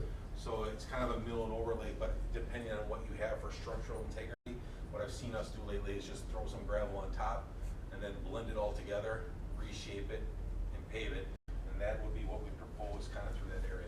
I mean, if we were doing the other, would it make sense to do it up that intersection? Since we already have things out there and activated, if we could find the money? Well, we're gonna get into funding here a little bit, but yes, if I got enough money for you, yeah, it makes it more exciting. If there's a tie to what happens with growth and its potential, it might make sense, but at the end of the day, timing is everything. And so I'm just gonna say that you're gonna hold the right to make that decision when you're required to make that decision, and I hope it's not today, so that we can look into funding options. Yep, good, okay. What is the timetable on this then? That is where I wanna go to next. Schedule. That's really up to you. And so I wanna talk about that a little bit where we're at today. Right now, what I'm requesting approval is one, just to give you an update, but two, the understanding that I'm gonna start working with the DOT and finalizing the design that they're gonna approve. You are required, and obviously, obvious reason, to get a permit to work within the right of way. That's what we're applying for. I can't go in here and just do this without their permission. And so I submit them the plans, they review it, they give me feedback, they give me comments on what I need to do, what I don't need to do. And we're gonna be requesting or working with them to get an understanding of what they're gonna permit and approve. That's what I'm asking for permission for tonight. Now, after that, we're gonna get approval. At some point, we'll work through the details, we'll get approval. And then there's gonna be a couple things that we have to deal with at some point. One, once we have that, obviously, there might be some temporary easements articulated here, and then obviously, the owner of the property on the east, the Dancing Cove, is that we're just have to work with them if there's any requirements for us to go onto their property. We are not talking acquisition of land, we're not talking major, it just might be, and I think we do have a temporary grading easement in order to be able to do this, that once the project's done, it expires to have additional 10 feet. But, for example, if we have a car parked here, there might be a tree or two that we have to clean out. The majority of them will be within your right of way, but we just have to take a look at it to prove it so that the DOT is happy. So at the end of the day, we're gonna need cooperation, and in particular is this lot right here in the corner to allow us the ability to go on the property and do some temporary grading, because there might be a culvert pipe or something we have to put across here just to make it work. And we'll get there, in a sense, and it's our goal, obviously, and I'll be up, just to work with people, and it's our goal to enforce it on people. We just know that there's no doubt in my mind that somebody saw this coming and knew with the road being built up to here, that it wasn't gonna connect at some point. There's no hidden secret about it, it was just a matter of time. I know with the Dancing Code, it was well talked about, is that the reason why we reserved this is because we had to build it as well. So obviously it comes down to timing, and when is the best time. So when we start talking about what's the next steps, and I just wanna make sure, I check the notes here, it's like, we get the plans finalized, we get the permit, and it's really then up to your schedule and what to do. I'm gonna tell you right now from my heart, and where I think, is that I don't wanna pretend that I think 2023 is an option. So it's already this year, bidding out. I can tell you right now, the amount of work that contractors have and what I'm seeing because of the COVID funds that are available, I'm not encouraging you to consider this in 2023. Now, if there's interest or things that you want, I'm not saying it's undoable, but I think the prices you're paying and what it's gonna be is just something you have to think about, as obviously these funds are coming from you. I already told you we set up a TIF. This TIF was set up obviously with the focus of this project, but this cost of the project is not being driven by engineering or from the village or from even any private interest in the area. It's the DOT. If we get approval from with what you're going against the DOT to get those approvals, does that expire at any point of time? That is a good question that we do have to ask the DOT. And I will be honest with you, is that I've seen it happen both ways. So when I'm starting to communicate with the DOT on giving us the approval, I've had one job in particular, because we didn't get it completed within a year, they decided to pull the permit. Now, there was issues with that project. There was changes in staff at the DOT. It was off of Highway 19 next to the interchange. This is not near as high profile an area to the DOT as anywhere close to the other jobs. This 134 only has 1,000 vehicles per day. It's a very low traffic generating road. So I don't want to compare that one example that I have from this to this one. But at the end of the day, we will be communicating with them on how long we have that permit, because I would like to give you opportunities to find funding other than the TIF as well. So, but I'll be honest, there's going to be pressure that comes. There's more development that's anticipated that you approved in your plan. The timing of that obviously is not up to you as well, but obviously we have an idea of what's going to occur out here with the overall concept. That drives in more traffic. There's also a part that there could be a business aspect out here. Right now, this road is barely used. And that's very clear when we did the traffic counts, is that the wastewater treatment plant and the pond that's over by the DNR isn't where it's a destination that occurs on a frequent basis. And that's what the count showed. That's great. It's going to increase, and we know that. So at some point, obviously, we do plan on getting this realigned from here to here and get this connected, but it is at your discretion. And so I will talk to the DOT. I'll keep everyone informed, because at the end of the day, that's what my intent is not surprise anyone. And I say hi, and I should correct this. Bill Pennell here. He's actually the design engineer, so I'm talking about it, but at the end of the day, he'll be talking to the DOT. He'll keep me informed. We'll communicate back to you. And obviously, Mike, we've been communicating with him as well, so he knows where we're at in the process, and we talk about it here and then. But at the end of the day, my goal right now is to get the DOT approval and keep looking for funding. Have you heard anything from Dancing Goat as far as the construction of any of the other rick houses? No, me personally, no. And I'll be honest with you, that's something that I think they're going to hold dear and dear to their heart. Their intent to how to develop and where to go is something that only I have is when they submitted the GDP plan, where they talked about it, and they had a phasing plan, but a lot of it was based on available funding at the time and things like that through some government programs that I remember. That I don't think that I have any insight, and I don't think that we can share anything with you that would give us any indication of when they're proposing to do something. Is that fair? Okay. Yeah, I'm thinking way outside the box. I'm trying to think of a way to help eliminate the need for the curb and gutter. You're saying lower the grade in here? Yeah. What if you brought the grade up? Is that a possibility? What's that? The only way for me to get away with it is if I brought the grade up right here. Okay. So if I could jack this road up high enough so they could see far enough in both directions, absolutely. But for me to do that, I'd have to transition, because they just don't let me. Right. They call it K value, but I can't have the Dukes of Hazzard ramp go up and down in order to get up a good sight distance. So we have to transition over a long period of time in order to make sure the flow of traffic is good for 45 miles an hour. Yeah. But so I could raise it up, but the impact you have, this road right here basically set the grade that controlled it, which was based on the time of the existing road elevation. So it's not like they looked into it, they knew it. I wish they had it lower, so I have to go back and kind of blend into it. Hindsight's 20/20, but at the end of the day, if I wanted to get away with it, in order not to do that, I'd jack that road up as high as I can, so you'd be perfectly on top of the hill, the car system looking in both directions, having no problem seeing. And so unfortunately, the cost of that could be worse, but that's what I'd have to do. So in this plan, I don't see, and previously we had talked about having a potential for like a lane where you could move over to turn.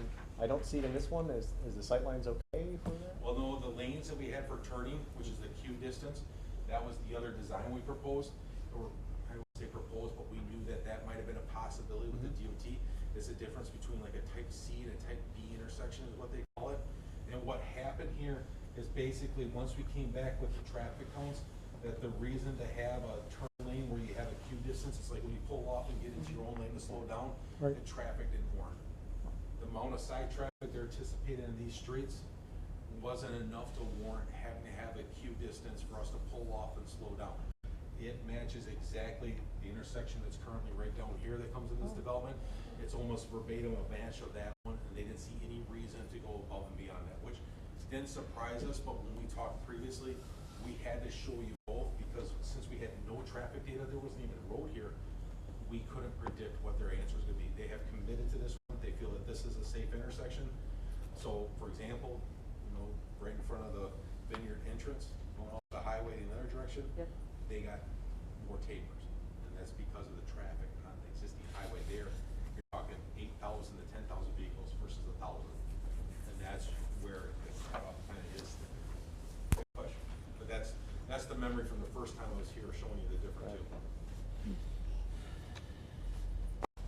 So, like I said, if there's any other questions, the only thing I want to say, what's the funding? Obviously, I do think there's some funding available. A lot of it actually is hinged on what happens in the area, potential job creations, economic development, obviously safety. There's grants that are associated with that. One problem I have with safety is although it's identified, it's not an existing road, so it's really hard to get greenfield development for safety issues. To be perfectly blunt, we built this coming to here and just stopped.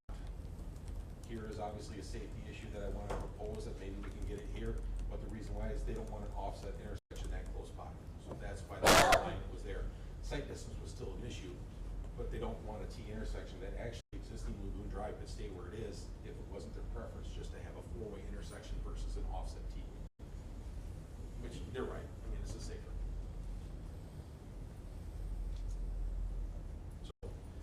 That's kind of all I need, unless there's some issue with you think the schedule on me submitting this to the DOT. Obviously, Mike, you're hearing for the first time. You're heavily been involved with this in the past. If there's any concerns, I'm assuming you'll reach out to me. Hearing this kind of for the first time, I'll be happy to answer it or communicate back to the board and what I hear from the dancing goat as well. So to be fair, obviously that's a big part of it, is communicating with them as well, to know what we're proposing to do. Schedule-wise, the same thing. You heard me tonight say, I would encourage you not to look at 2023 just from a funding standpoint. And we are hearing, and this is obviously rumors, word of mouth, is that the next couple of years of funding road project like this is not going to be better either. We're seeing prices go up, and because of the amount of COVID funds that have been going out, is that contractors and paving contractors in particular are busy. So I don't expect us to be leveling off. If not, I think we're still going in the wrong direction when it comes to road projects. But it's going to have to be done at some point. Yeah. Do you foresee any drainage issues with proposed Lagoon Road? Yeah. Honestly, not necessarily.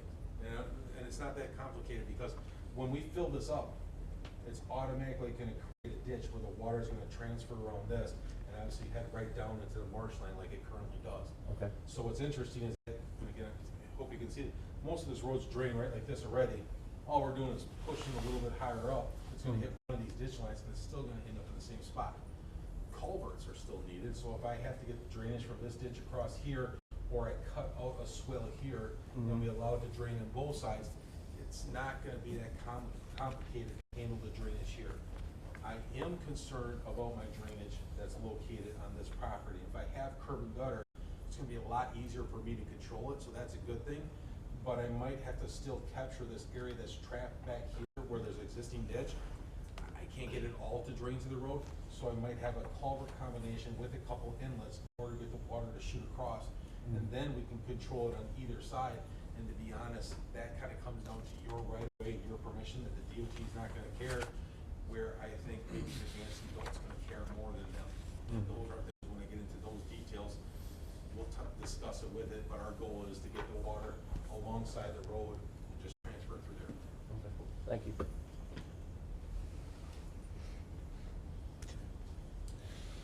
All right, any other questions here? What did you need from us? It was just Just an informational. More than anything, the only thing I wanted to hear is if there's any strong opinion that don't work with the DOT right now to put this project on hold, that would be the only direction. I did not expect that tonight. My recommendation is to continue to proceed to get the finalized design, because I do want to get to the point where I can communicate with the residents on what the final design is and what the impact will be to them. But that would be my next. What's the timeline for approval going to the DOT this summer? They're not bad people, it's just they get to it when they can. Some of my jobs right now, we're having monthly meetings. We're talking regularly on a basis. The job like this is very small, so it's not near as big as some. But at the end of the day, because of the site distance and how far it impacts, I expect this to take me at least into the summer, at least. Okay. And it's not where I can push it, but I'm just not, when you need things with the DOT, it doesn't pay to call in favors. It's just, if you're okay with the schedule, then I think we should be trying to go for approval by sometime this summer. Okay. Good? All right, thanks, Joe. Appreciate it. Okay, let's move on to item D. Under new business, discussion on possible action regarding resolution 2023-02, authorize representative to file applications for financial assistance from State of Wisconsin Environmental Improvement Fund engineer. I believe this would be Dan Grieve, but he's not here. Nope. So, going to talk about this. Come up here. To be honest, I think I know what it is, but he met with the utility commission to go over these, correct? Mm-hmm. Okay. Good. And I don't have the packet, so I can't look at it directly, but I think this is a contract with MSA to be able to assist with the funding for this project, correct? Yes. Correct. All right. So like you heard before from Ellers, they talked about the different funding. So you have two sources of funding that you're using for this project, one temporary, one long-term. And he said we've been working together quite frequently, so to me, I pretty much knew exactly what was happening. Ellers is working with you on your short-term financing, the DNR program that was discussed, and how far down the road we are. We work with them on such a regular basis that, yes, you're going to get the funding, but it comes with paperwork. And with that paperwork, and this is my words, you're dealing with weight ranges, you're dealing with requirements for bidding, you have the Buy American requirements, everything that comes along with it that you have to meet in order to get those low-interest loans. And so because of it, you're required to do this. So this is kind of the upfront cost to get the low-interest loan, is filling out this during the length of the project in order to submit it to the DNR in order to qualify for the grant. And Dan's going to do that for us. Well, Dan, it's our funding team that does it, to be honest with you, so hopefully Dan is not going to touch this too much.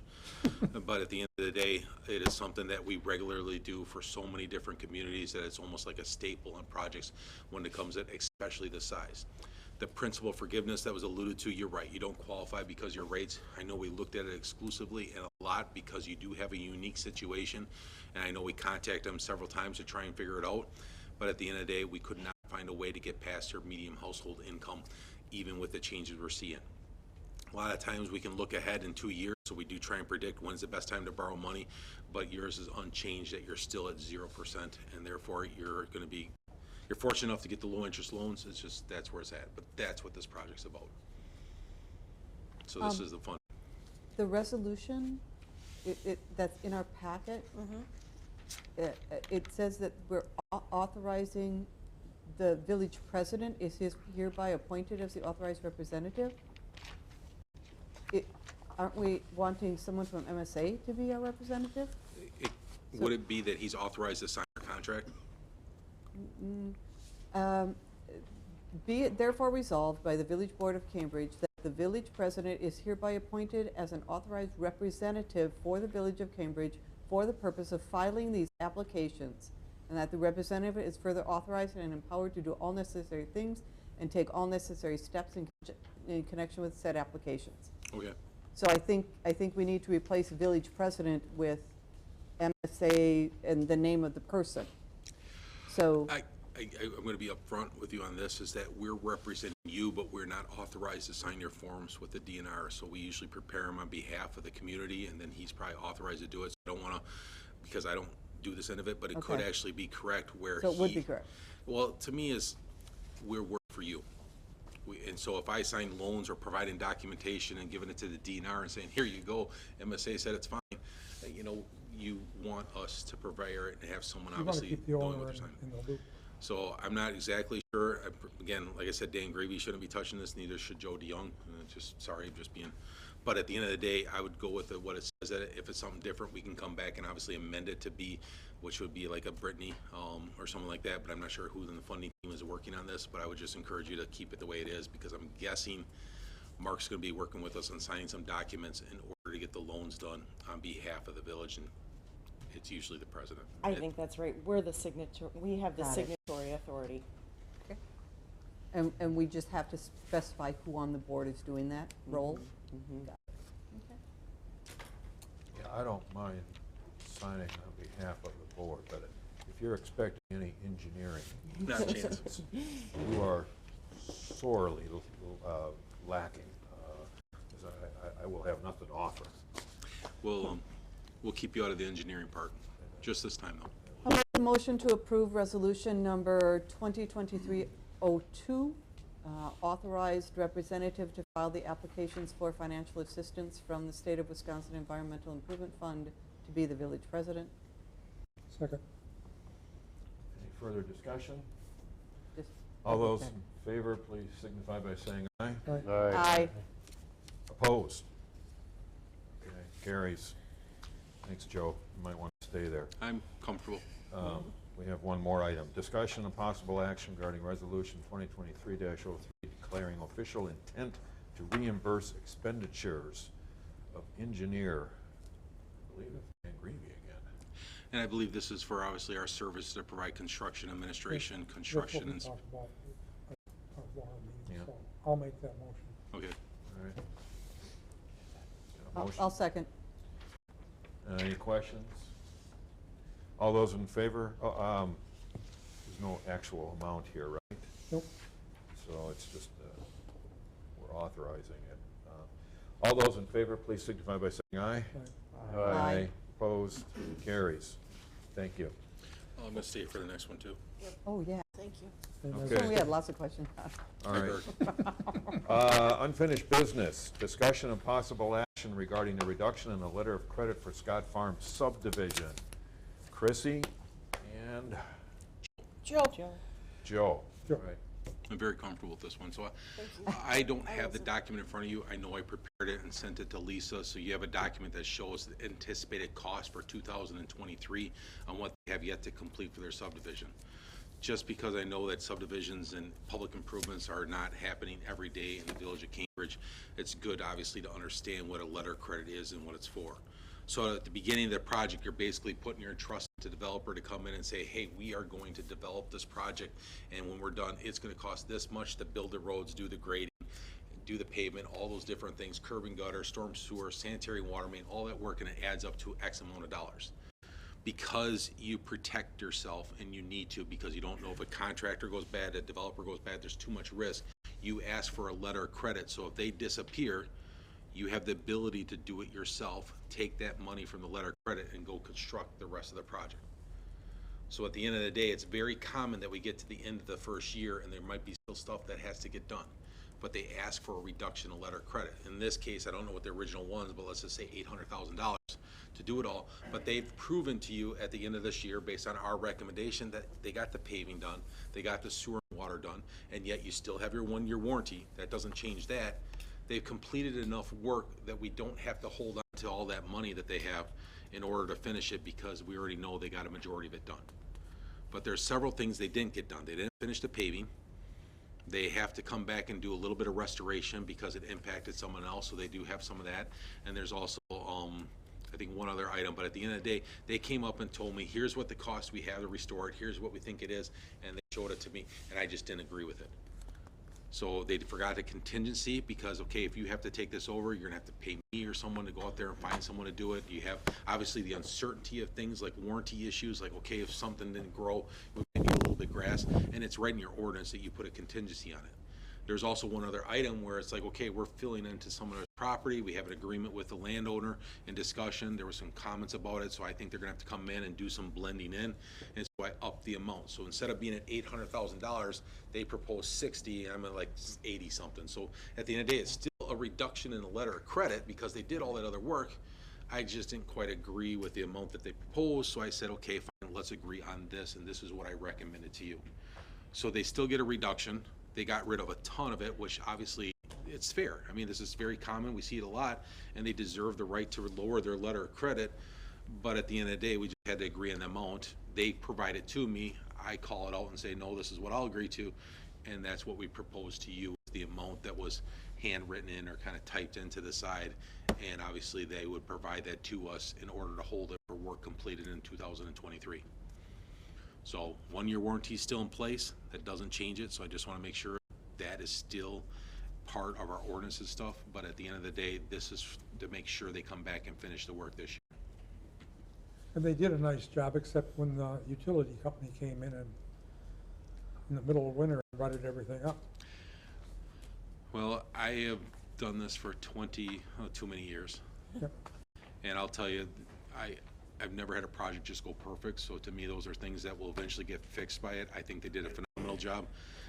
There is gonna be complaints, so I'm sure if you got into the details, there's residents and stuff that, were impacted by the, parking and construction and noise and things like that, isn't unexpected. So at the end of the day, they really went well. There was a couple, modifications to the plans that we found out the field. I'll be honest, that contractor development was phenomenal to work with. Very communicative, very willing to listen and work through some issues when we dealt with the residents. And to be honest, there was some people that had stuff on his private property, and he was very good to work with. So I will not at all say that we didn't have a successful job. It's just normal things like that we occurred. I'll make a motion to reduce the letter of credit for Scott Farms subdivision to $78,600. I'll second. Okay. Further discussion? Thank you very much for that explanation. No problem. Again, Bill and I are going to be helping out here a lot with things going on, but I appreciate your time tonight. Good. Thank you. Nice to get back here again, so Thank you. we're going to help. Okay, so we got a motion and we got a second to reduce the letter of credit. All those in favor, please signify by saying aye. Aye. Opposed? Okay. You sure you don't want to stay for the next one too, Joe? It's on the ATVs, UTVs. You can work this out with Chrissy. I'm pretty sure like you won't do engineering, I'll stay out of that lane. All right, okay, Chrissy, how about we talk with you for a while? Yeah, this was a doozy. It got approved by you guys, May 24th of 2022. I finally got approved yesterday. Oh my gosh, yay, it finally got approved. I've been dealing with a gentleman that, since Wendy Braun, and Eric, I have to say thank you because he gave me all the supervisors' names. And I didn't even go to those supervisors, I went to the big guy. Nice. I had it. Nice to so- have somebody in the state Then working for us. in one day, he turned around and got it done. Wow. So Finally gave my it guy up. that I've been working with has already ordered the signs prior to the approval and then has sent in a favor for it to be rushed. Great. He was out there today marking the signs. Nice. Oh, that's Wow. So fantastic now the news. posts are ordered through Jefferson County. And Great. I believe we're gonna just have the Jefferson County probably install them. So you guys won't have to worry about it. And then my connection at DOT will come and assist of where they actually need to be posted, because it's gonna be Dane working with Jefferson. Oh, okay, I was gonna say, because half will be in Dane and some will be in half will be in Jefferson. Okay, But it cool. finally, after all. Well, this thank is- you very much for that work. Thank you, Eric, for Yes. providing names. Yeah. That's Eric, always you very saved helpful. the day. Way to name drop, buddy. Yeah. All right, okay. All right, thank you for the update. I don't see anything here for correspondence, questions, referrals to staff, future agenda items. We've got one item on here, Safer Communities Update. Does anybody else have anything that they would like staff to be working on? Do we know when Lisa's returning? I do not. I She, knew she was seeing the doctor sometime this week. okay, all right. All right. All right, Chuck, you had something, right? Public Works? Yeah, to arrange a public works meeting. Yeah. Yeah. We get something on the books. Regarding equipment, and then inviting the Echo Jays or the recycling kids to come and present. We'll be arranging a personnel meeting as well at Okay. some point.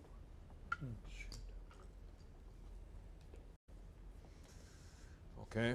Anybody else have anything? All right. Upcoming meetings, the February 8th Library Board, 13th Plan Commission, February 14th, which is Valentine's Day. We're all going to be meeting again. The 20th Economic Development, 21st Water and Sewer, and the 28th Village Board, which kind of brings us up to item 13. Make a motion to adjourn. Thank you. Second?